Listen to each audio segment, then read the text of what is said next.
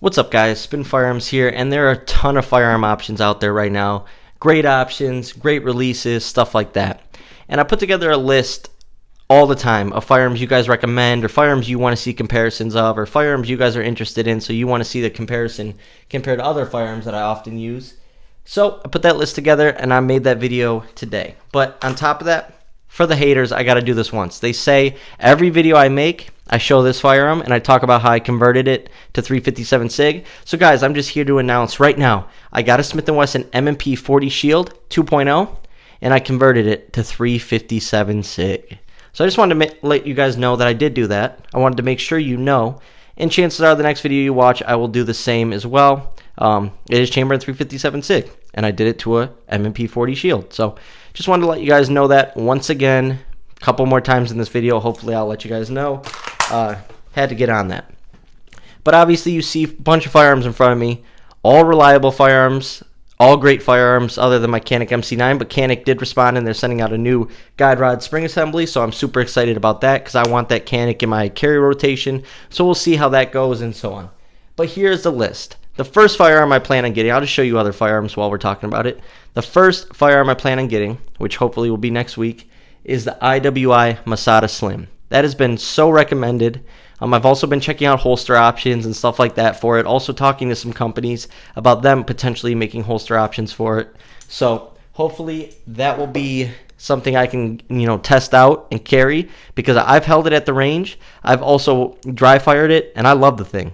We'll have to see if I'll be able to conceal it that well and stuff like that. And also, like I said, holster options is a big thing for me when it comes to everyday carry. But that's something I definitely plan on getting.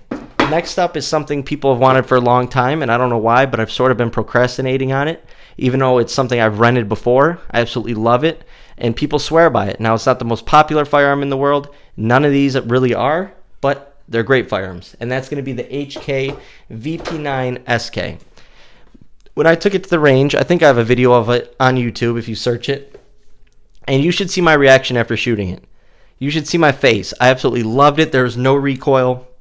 It was just an amazing, amazing firearm. And HKs are amongst the most tested firearms in the world, some of the most reliable firearms in the world, and they're absolutely great.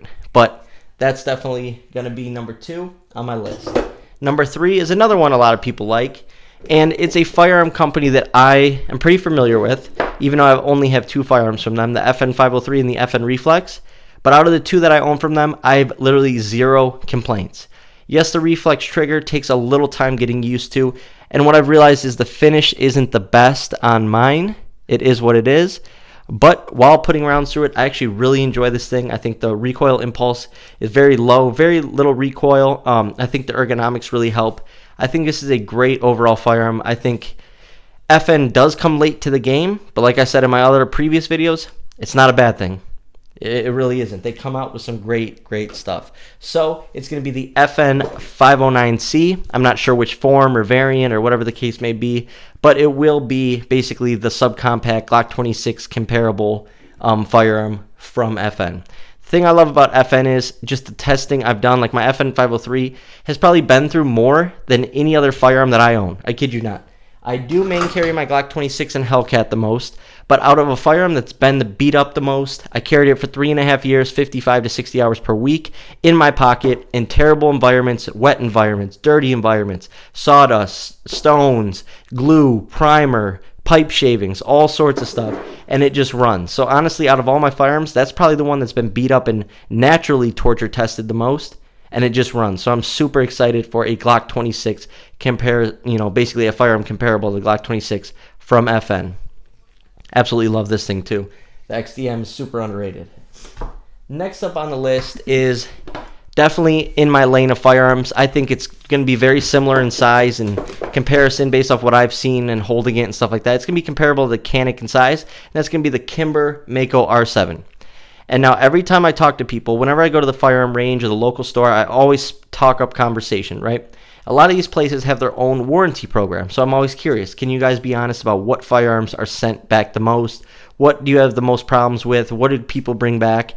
And what they said to me was, 1 is Taurus, but then 2, when it comes down to a ratio with the amount of Kimbers they sell versus the amount of Kimbers they get back, Kimber is up there.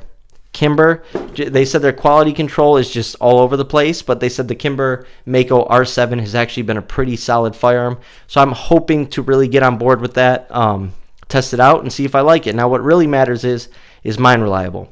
So that is what we're going to test, and the Kimber Mako R7 is going to be next up on the list. Fifth is going to be a firearm that people have talked about, and I'm not sure which brand I'm going to do yet. But because people know that I'm into pocket carry, people know that I like SIGs, but I don't like their polymer frame SIGs and stuff like that. People wanted me to get like the P238, the 938, or like a Springfield version of that, which I think is like the 911 and stuff like that. So I'm basically going to get a metal frame, hammer-fired pocket pistol. And some even said to get the Kimber Micro 9. Pocket pistol, which is their version of like a 1911, mini 1911. So that'll be next up on my list as well. Not sure if I'm going to get the SIG or the Springfield Armory. Everyone swears by the SIG, even though I'm not a big SIG fan. I'm probably going to go with the SIG, just because that's when they were making, really high quality firearms, and yeah, can't wait. Then now 2 rifles / ARPs, that sort of thing that I'm going to be getting. One is the PSA Jackal. Now I've seen a lot of videos on YouTube. I also checked the price, and the price point is right. And I've watched a lot of reviews on it, and it seems to be a solid overall firearm. So that's up there. I'm really getting into this PSA stuff. I'm also going to pick up the PSA 5.7. That's on the list, but it's not in the top 5. And then last but not least, I'm getting the PSA 7.5-inch 300 Blackout ARP. PSA just prices their stuff so right. They allow the average American to get a firearm for cheap that's going to be reliable, well-built. And honestly, this all comes from my PSA dagger.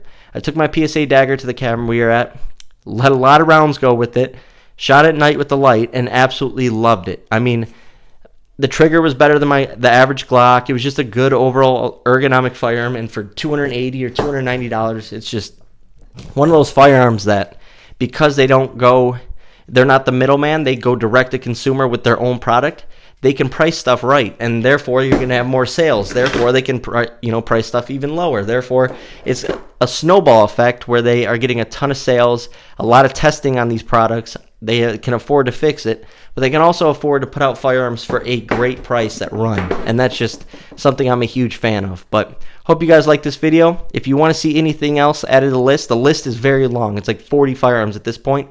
But if you want something that has priority to it, let me know in the comments. I'm definitely open to suggestions. I'm trying to do what I can over here. It's not the easiest when you're a smaller channel and you don't get donations and that whole sort of thing. You get them very rarely and stuff like that. But I do plan on doing my best to get all the firearms you guys want to see for comparison. And with that being said, hit the like button, drop a comment down below, and subscribe. Thanks for watching.